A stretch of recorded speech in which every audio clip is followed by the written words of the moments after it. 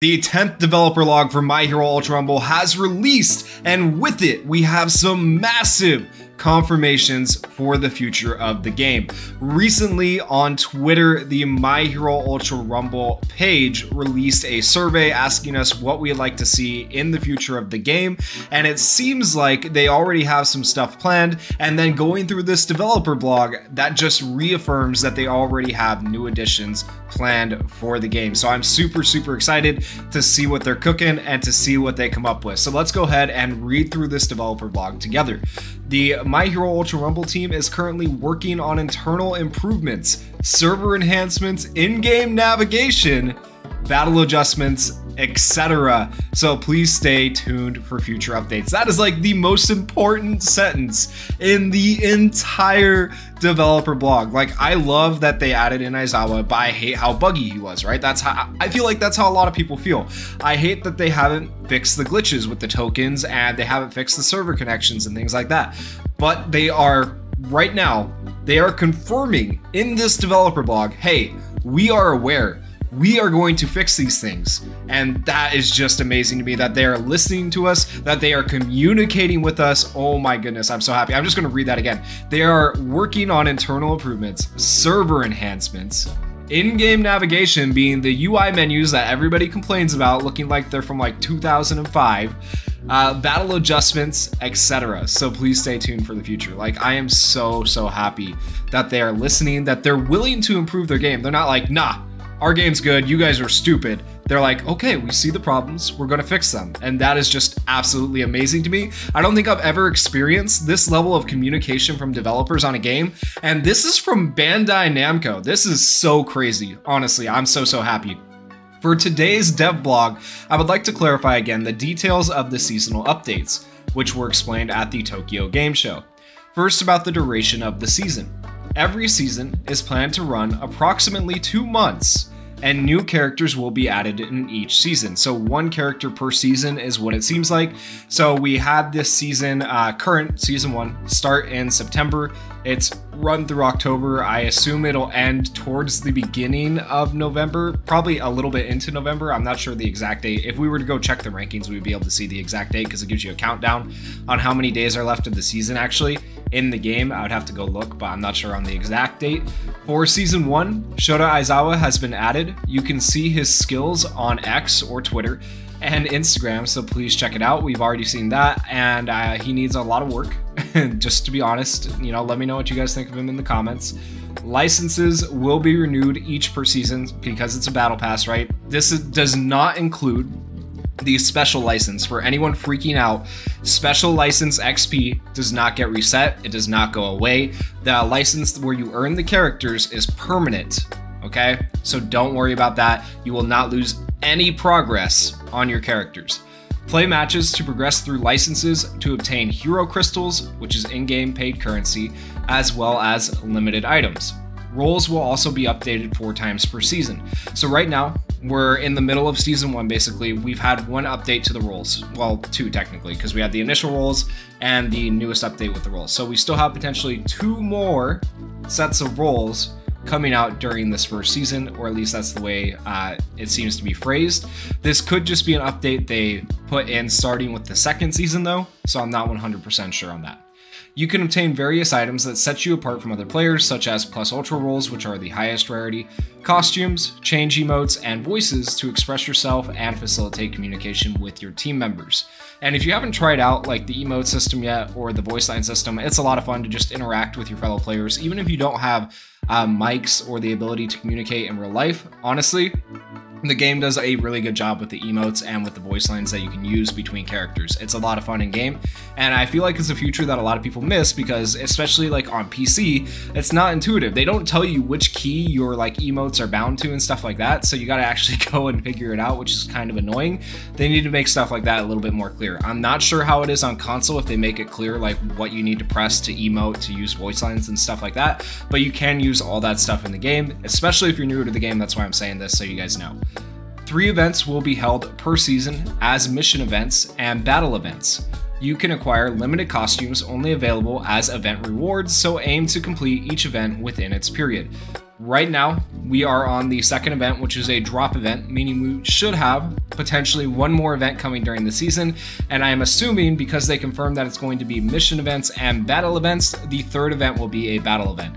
So we had a mission event at the start with a mission shop. Now we have a drop event, and then lastly, hopefully we should have a battle event. And that seems to be the three types of events that we'll have kind of rotating throughout the seasons. We can actually see what event is coming up next, so let me check that real quick. So the next event will be occurring on the 10th of November and run till the 24th. On the 24th is when season 1 ends, basically, and it is the start of season 2 from my understanding, and that is also when Endeavor is going to be dropping. And just to kind of reaffirm what I'm saying here, if we look at the game and go to see rewards for the billboard chart, then you can see the season 1 ends in 23 days. At the time of recording this, it is the 31st of October, so 23 days later would be just before the 24th. So that makes a lot of sense to me. Continuing on with where we left off, I got a little sidetracked there, but this part is also like the second most important sentence in this whole developer blog, and that is this right here.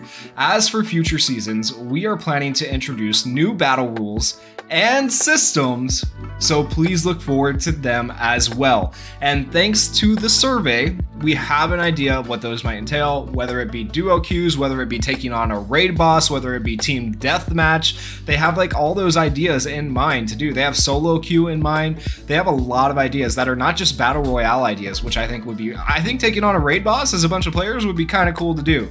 I think it'd be really interesting to do.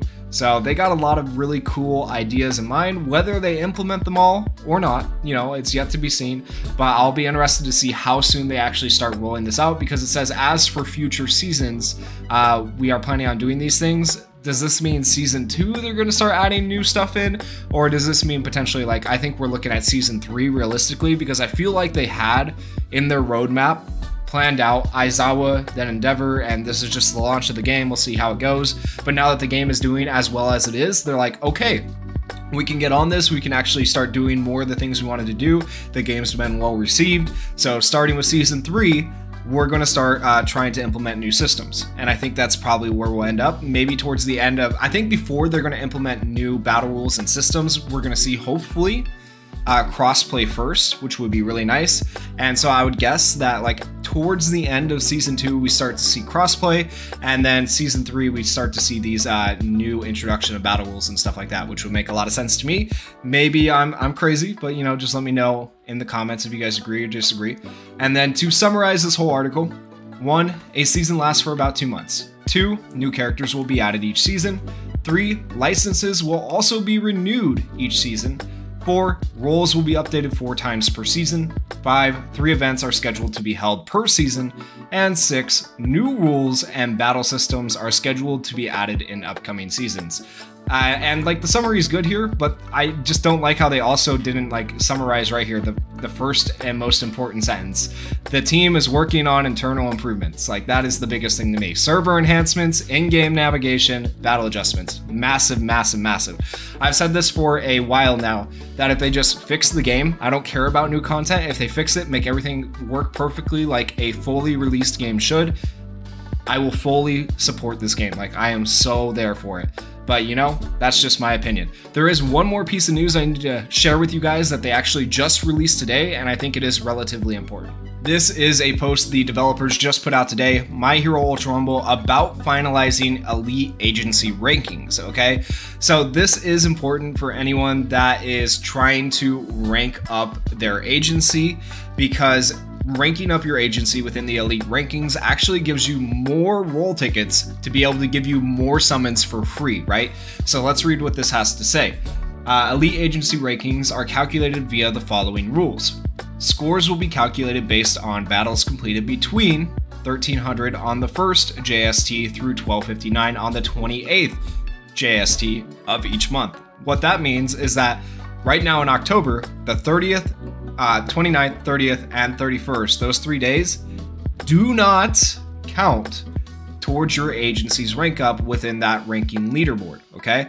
So you don't have to worry about helping your agency during those 3 days. You do have a little bit of a cooldown period, which is kind of nice in a way. And this just makes it easier for them to make it, you know, across the board the same amount of time for each month, right? It just makes sense.